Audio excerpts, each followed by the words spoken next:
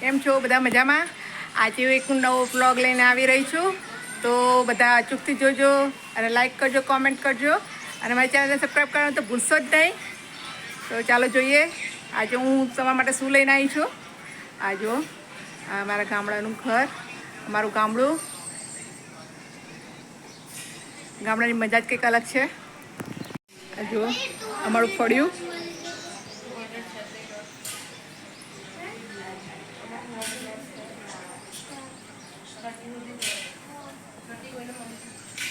અને આ છે મારું ઘર, મારા મમ્મી પપ્પાનું ઘર.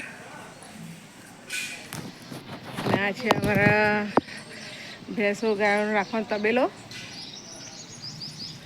જો આ બધી ભેંસો છે, 2 ગાયો છે, મારું ટ્રેક્ટર.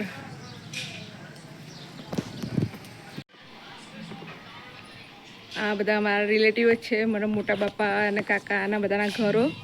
અહીંયા મારા મોટા બાપાએ મકાઈ સૂકવવા મૂકી છે બહાર.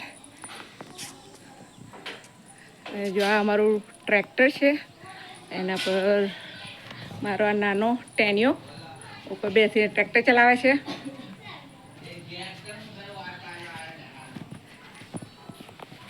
કીશું તને આવડે છે ચલાવતા? હે તું મોટો બની શું કરવાનું? ખેતી કરવાનું છે કે શું? નહીં, ટ્રેક્ટર ચલાવી.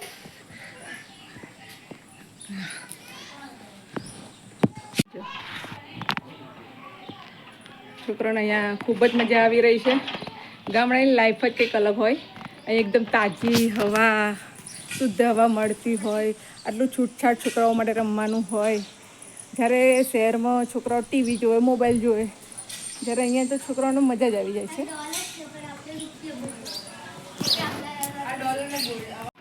જો હા, પાછા અહીંયા આવી ગઈ છે મોબાઈલ લઈને. હા જો અમારા બેન ઊંઘી રહ્યા છે શાંતિથી, એ પણ મોબાઈલ લઈને. અને અહીંયા અમારા મમ્મી કંઈક ખાવાનું બનાવી રહ્યા છે. આ શું બનાવો છો મમ્મી તમે? કઢી. હા, મારી મમ્મી કઢી બનાવે છે, બેસન ને દહીં મિક્સ કરીને. અને હા, એ બધું નાખીને મિક્સ કરે છે મમ્મી. દહીંની કઢી કરે છે. જો મમ્મી ચૂલો તૈયાર કરી દીધો છે હરગાઈને. કઢી વઘારવાની તૈયારી થઈ રહી છે. એની ઉપર ઓલી ને મમ્મી હોલી ઉપર મૂકી દીધી છે. હા, હોંડલી, હા જે કહેવાય એ તમે સમજી જશો ને બધા. એ મૂકી દીધું છે. એમાં મમ્મી પહેલાં મરચાં તળી લેશે. એ મરચાં જે રોટલા જોડે ખાવાની ખૂબ જ મજા આવે છે, એટલે પેલા મરચાંની અંદર મીઠું મમ્મી ભોગરાયું છે. હા, અને એને હવે તળી લેશે. જો કંઈ શાક ના હોય તો આવી રીતના મરચાં પણ તળીને ખાઈ શકાય.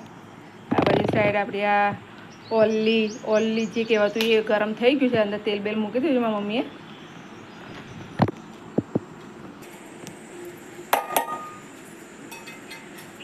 હવે તેલ ગરમ થઈ ગયું છે, એમાં મમ્મીએ લીલા મરચાં નાખી દીધા છે. એને થોડા ફ્રાય થવા દેવાના છે બસ, પછી કાઢી લેવાના છે. જો મરચાં હવે થઈ ગયા છે, હવે એને કાઢી લઈશું આપણે. હવે રહી નાખી છે અંદર મમ્મીએ, હિંગ નાખી છે, થોડા મીઠા લીમડાના પાન, જીરું, લીલા મરચાં એડ કર્યા છે થોડા. હવે આને ઢાંકીને હવે અંદર જે મમ્મીએ દહીંનું અને બેસનનું જે મિશ્રણ બનાવ્યું હતું, હવે એ અંદર એડ કરશે. એ એડ કરી દીધું અને એને ઢાંકી દીધું છે. આવી રીતના ઢાંકી રાખવાથી એની સુગંધ ખૂબ જ મસાલાની વઘારની સુગંધ અંદર બેસી જાય છે, એટલે આવી રીતના ઢાંકીને જ કરવાનું. થોડી હળદર અંદર એડ કરશું. તમે તમારા ટેસ્ટ મુજબ જાડી કે પાતળી કરી શકો. પાણી ઉમેરીને તમે એને પાતળી કરી શકો. જો રોટલા જો ખાવી હોય તો જાડી પણ રાખી શકો. તો તૈયાર છે અમારી ચૂલા પરની કઢી છે ને. દેખો સરસ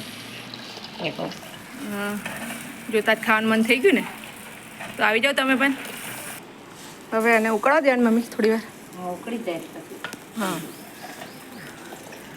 તો તૈયાર છે આપણી કઢી. ઉકળી 2-5 મિનિટ સુધી ઉકળવા દેવાની. જેટલી ઉકળે એટલી એનો ટેસ્ટ ખૂબ જ સરસ આવે છે. હવે અહીંયા ઘરમાં મારી બેન રીંગણ બટેકાનું શાકની તૈયારી કરે છે. રીંગણ સમારી લીધા છે એને, જોડે મોબાઈલ બી ચાલુ છે. ચૂલા પર રોટલો પણ તૈયાર થઈ ગયો છે.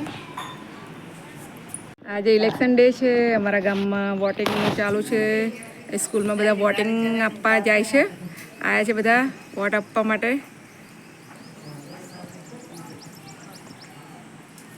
વોટ તો અચૂક જ આપવો જોઈએ. બધા એ આપણો અધિકાર છે, આપણી ફરજ છે વોટ આપવાની. તો બધા જરૂરથી વોટ આપજો. એટલી પણ તૈયાર થઈ રહી છે, તો ફટાફટ જમવાનું પીરસી દઈશું. હવે રોટલી પતી જાય એટલે. તો હવે જમવાનું તૈયાર છે, તો હું હવે એને પીરસી દઉં.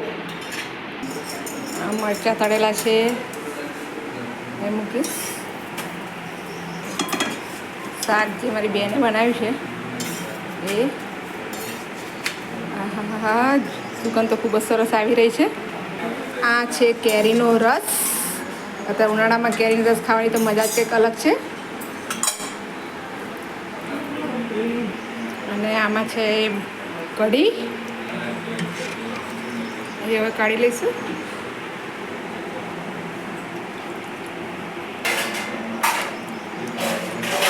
અને આ રોટલો છે.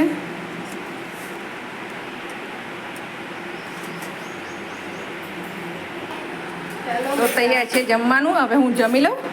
તો આવજો મારું યુટ્યુબ ફેમિલી. તમારે જમવું હોય તો તમે પણ આવી જાઓ, તો બધા સાથે મળીને જમી લઈશું. તો ચાલો હું જમી લઉં. તો ફરી મળશું એક નવા બ્લોગ સાથે. ત્યાં સુધી આવજો. જય માતાજી. બાબા.